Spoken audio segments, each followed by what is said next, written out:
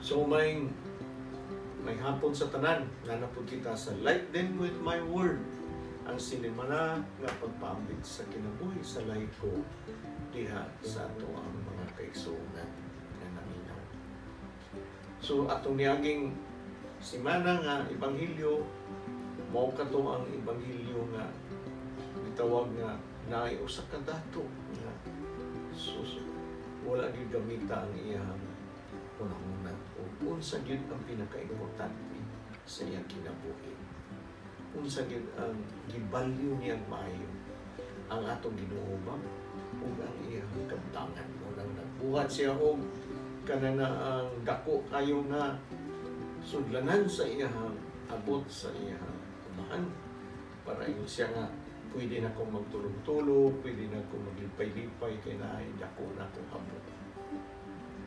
Apan ang Ginoo yun siya nga wa ka kibalo sa imong kinabuhi ug tama na ba karon. Tuod man karong umabot nga ebanghelyo, mo gihapon ang iyang gipaabot kanato. Kung sabay mahinungdanon sa ato ang kinabuhi. Ngano yun siya nga ang ato kunong kanang gibalyo ka mahinungdanon sa ato ang kinabuhi. Kung asa ka to dito sa ato ang mga kabtangan o dito sa ato ang mga kanang bahandi, tuwa po dito ang ato ang kasing-kasing. Apan ang Ginoo in siya sama ra gyapon atong niaging ebanghelyo nagpahinungdan nato ang kinabuhi na aday kapadungnan dito sa kinabuhi dayon. So makita nato ni sa katapusan sa paghukom diha sa ato ang kinabuhi. Unang maminaw kita karong adlaw sa ato ang ebanghelyo nga kinutlo gikan sa Ebanghelyo ni San Lucas Kapitulo 12 versikulo 32 hangtod sa 48. Light them with my word. Bato kita sa Ebanghelyo. Sa verse 32, ingon siya, ayaw kahadlok gagmayng panon kay ang inyong amahan nahimuot sa paghatag kaninyo sa gingharian. So dili kita mabalaka, no? Ayaw kabalaka, ayaw pagkahadlok kay ang atong amahan day nagpreparar kanato o atong final destination ining kinabuhi dito sa langit. Tuwa day ang gingharian sa langit ang atong puyanan. So daghang kay kitang kabisihan, no, sa ato ang kinabuhi. Daghang kitang kabalaka, daghang kitang kanana ang siyempre kahadlok nga unsay ato ang pagabuhaton sa labi na kita sa kalisdanan. But ingon ang Ginoo nga kung kita giandaman niya dito sa gingharian dayon nan ang atong kinabuhi dili ato iyaman siya pagyud ang gaandam na nganong mabalaka magita nga iya mang gipreparar kanato ang atong final nga destination, ang atong final nga atong puy-anan. So atong mga gikinahanglanon ug uban pa siya na'y bahala sa ato, siya man day ang mo provide. Mabitaw ingon siya nga mo na'y panultion nga God will provide. Ang Ginoo mo provide, mo hatag nato provide. So mo'y musuporta ka nato. So, sa verse 33, ibaligya ang tanang ninyong katigayunan ug ihatag ang halin ngadto sa mga kabus. Pagsangkap kamong mga punten nga dili madunot ug tiguma ang inyong mga bahandi dito sa langit. Dito dili gayud kini mukunhod kay walay kawatan nga makahilabot niini o anay nga makakutkot niini kay hain gani ang inyong bahandi atuang usab dito ang inyong kasing-kasing. Kung hain ko no ang inyong bandi, atua pod ang inyong kasing-kasing. Ngano man to kita nga mabalaka no sa iyan ang ikaistorya nga siya man ang mo provide ay siya man ay ang muhatag kanato og probinsya sa atong kinabuhi, no? Ngani ingon siya nga pag-andam kamo mga puntil nga kanang puntil kuno nga dili madunot nga katukunong mga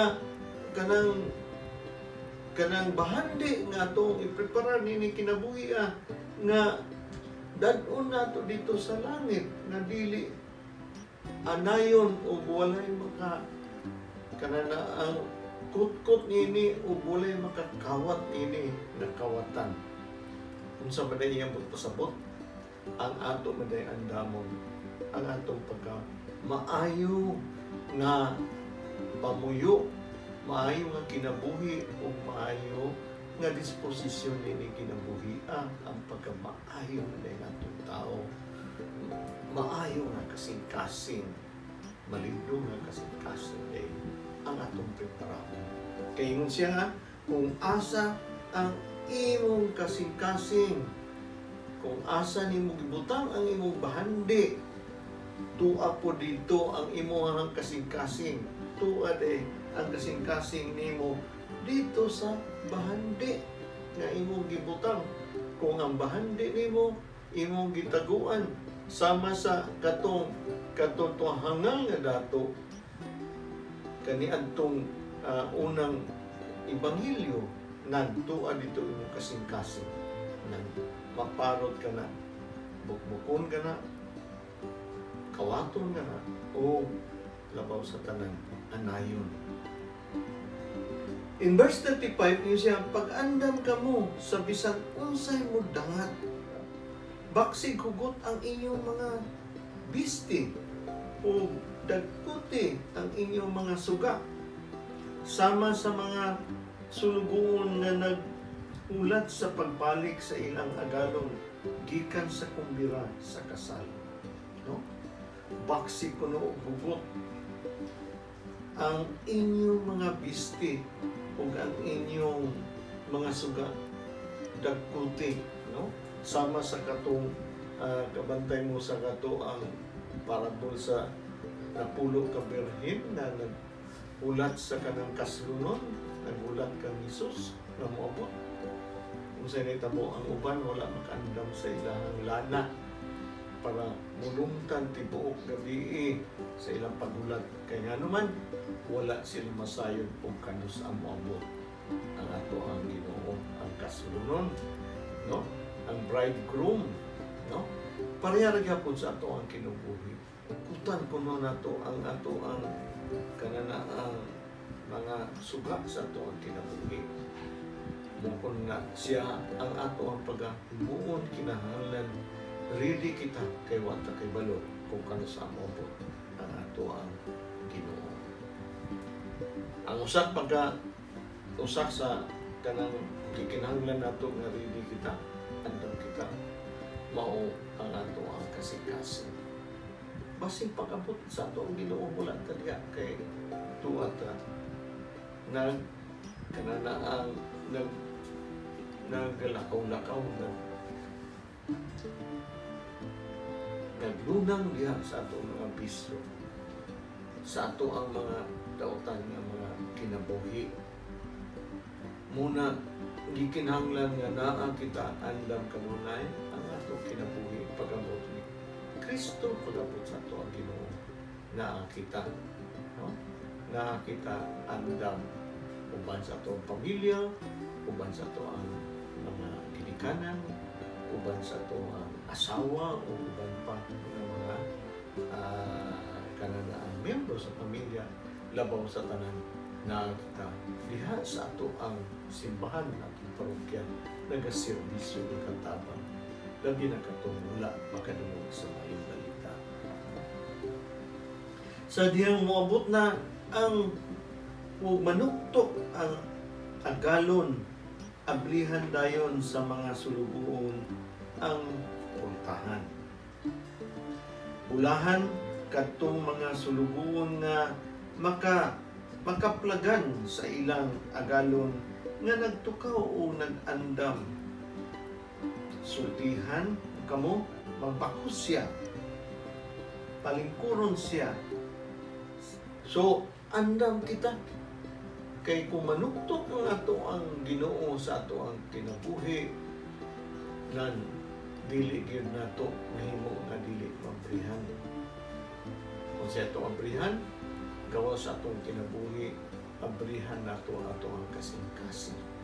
Unsa man nga matang sa kasing-kasing kung pag-abot sa ato ang Ginoo, mao kana ang atong pag-andamon, brothers and sisters, kay masapon niya kita na pag-abot sa ato ang Ginoo. Labi na karon nagminatarong kita sa atong kinabuhi, base masapon ano kita nga kananaang nadiskurahi kita, wala kita'y pasensya, igo nga pasensya. Apan nagligoy-ligoy na noon kita, kay kapulian kita pagpaabot sa ato ang Ginoo. Apan ingon siya, pag-andam, ang usa ka pag-andam mo ang pagkama lahutayon, no? Dili kita madiskurahi, apan magpaglayon kita sa pagbuhat sa ato ang pagkatarong na kinabuhi. Kung saan na ito pagtarong sa ato ang kinabuhi, o dili kita busy sa ato ang kananaabitang pag-apil, pagtabang sa buluhaton sa ato ang simbahan, buluhaton sa ato ang parokya. Kinahanglan busy ka ta, kay kung dili busy ang tao, daghan kayong kaunaunan, no? Mauna siya, sultihan ko kamo na magbakos siya, palingkuron niya sila sa kananan ug silbihan, ug bulahan nga kun makaplagan niya nga andam bisan kun moabot siya sa tungang gabi ug adlaw na, no? Bulahan katong nagtukaw, kay ngano man asa man siya moabot, usahay tungang gabi ug kadlaw na. Nganong gibutang man rin tungang gabi ug kadlaw na. Kanang tungang gabi tulog na bagayta, no? Kanang tungang gabi usahay kapoy na bagayta. So gihatag lagi ni nga kanana ang panag-ingnan sa ato ang Ginoo. Kanana bitaw mahatag niya panag-ingnan nga kanana ang kinahanglan andam kayo kita bisan o gabi ina, no? O nagitawag nila ang atong pag-andam magtukaw kayo kita, dili kita matulog, no? Dili kayo kita magpaligoy-ligoy, di kayo kita na kanabitaw magpasagad sa ato ang kaulihan. Wala man po magpasabot nga kita na lang tanan dili matulog. Apan siguro pagkatunggo na to ang atong mga anak, bag kita mga ginikanan magtukaw gayon, no? Atong anak ato mga disiplinahon na dili kayo kita matulog sa atong pagdisiplina, no? Ang atong mga kanang gipialan diha sa ato ang alagad sa ato ang simbahan, dili maging kita magpasagad. Magserbisyo magayon kita, magtukaw kita sa pagserbisyo. Kay pag-abot sa Ginoo, kita baya ang panilingan. Asa naman, nganong nawala man ng uban mga katawhan ako, nga akong gipiyal diha sa imo. So muna siya ang pasabot, magtukaw kay diha siya sa tungang gabi, usahay, kadlaw na muabot. Ug timani kini, kung nahibalo pa ang tagbalay, kanus ang muabot ang kawatan, dili gayon siya mutugot nga lungkabon sa kawatan ang iyang balay. Kung nahibalo pa kuno, no? Kung kanus ang muabot ang kawatan, dili gayon siya mutugot nga lungkabon sa kawatan ang iyang balay. So kaning readiness ba, no? Kaning pagkaandam sa ato ang kinabuhi. Kung naibalo pa lang yun, kita mismo, kung kanusaan mo abot si Jesus nan, sayon ragi kayo magpangandam, no? Pareha nga, ang pista ugma naman, di magandam kita og kanana atong galastuhon para ugma, kay natay kita ang mga bisita nga moabot, dili kita gusto maulawan, no? But ang ato ang kinabuhi, di na to kibawan o kanusaan matapos. Di na to kibawan o kanusaan kita kuhaon sa to ang Ginoo. Kung nahibalo pa lang kayo kita, di na kayo kita pinunto, di na kita magbimuan. But gihatag ka na sa ato ang Ginoo ang ato kinabuhi. Ngayon, ana ang iyahang sitwasyon sa atong panginabuhi para kita tiunay gayud nga maghatag sa atong kinabuhi nga kanana bitaw tiunay gayud nga mga maayong tao, no? Genuine yun ang ato ang kinabuhi, dili magpakaroon ingnon lang, no?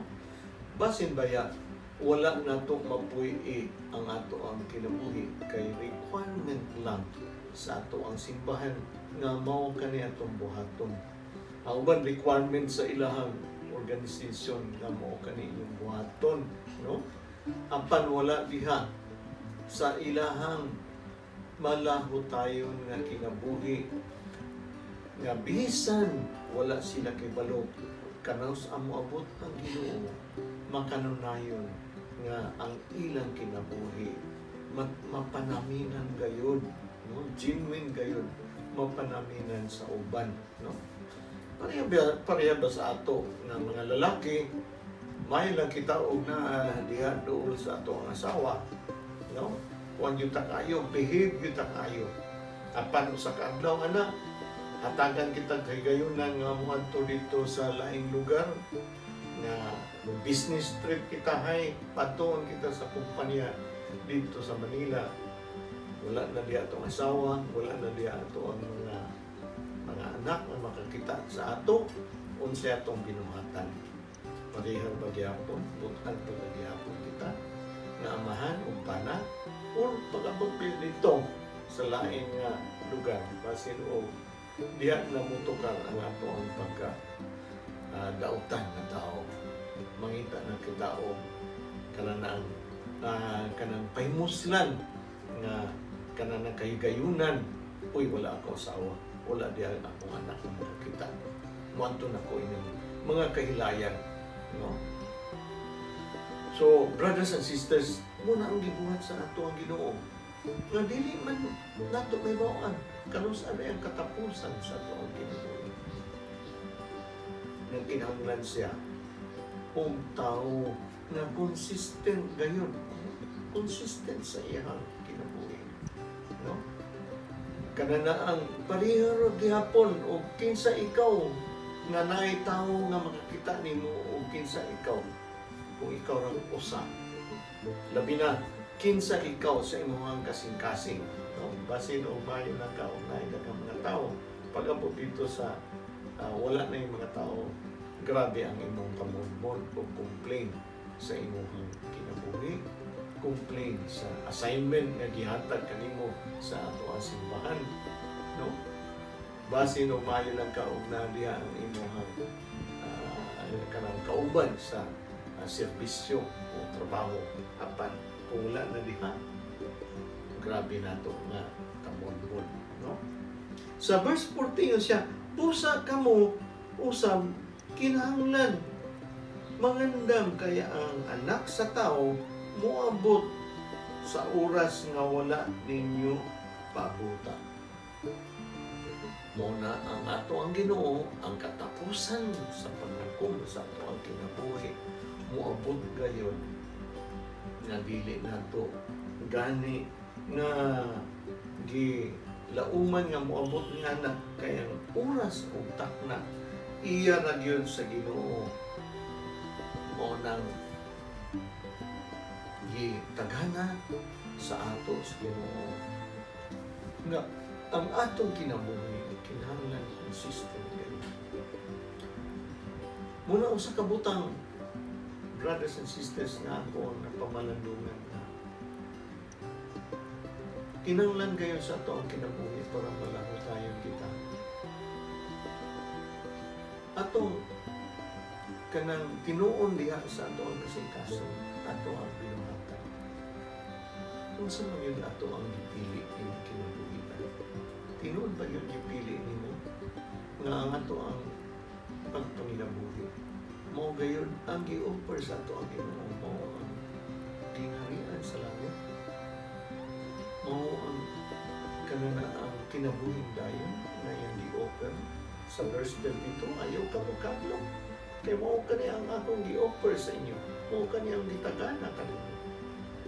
Mao ba atong gipili sa ato ang kinabuhi o nagpakaroon inyo ng kita? Una sa ato ang kanang desisyon nato sa paglakap ng kinabuhi, kani ang atong gipili, ato ang choices sa ato ang kinabuhi, no? Ato ba din gibalyo, no? Ato ba yung gitagaan o kanang hinungdan? Ato ba ning gitagaan o kanang dako nga kabug-aton sa ato ang kinabuhi nga ako kaning gibalyo kay bugat kay kani sa ako desisyon kung sa takna nga ako ra usa, wala diha akong pamilya, wala diha ang ako ang asawa. Ako ning gipili nga ako magbinuotan, ako kanana mo gayud kani akong pagkabuhaton, dili gayud ko mahaylo mapintal sa ako ang pagbuhat sa mga dili maayo nga buluhaton kay di tagaan ako gibuhaton ang ako ang kinabuhi dayon kay mao kani makapag dala ka nako dito sa harian sa langit ug mao kani makahatag ko ug ihintlo sa akong anak ako ang serbisyuhan ug ako pamilya, ako asawa. So muna sa batang takna nga kanana ang atong gipuy-an ang atong kinabuhi para mulahutay kita sa gitagana sa atong Ginoo nga kinabuhing dayon. Ang atong gipili ba seryoso ba kita? O mao ba gyud ni mahinungdanon sa tanan nga rason bukat bigay para sa takna nga sulayan ako na ako sa tentasyon akong tagaan o timbong atong kaning akong gipili na dito gayon ako sa Ginoo, dili gayon ko magpadala. Mao na, brothers and sisters, nga makalahutay kita ining kinabuhi. Salamat ug may adlaw sa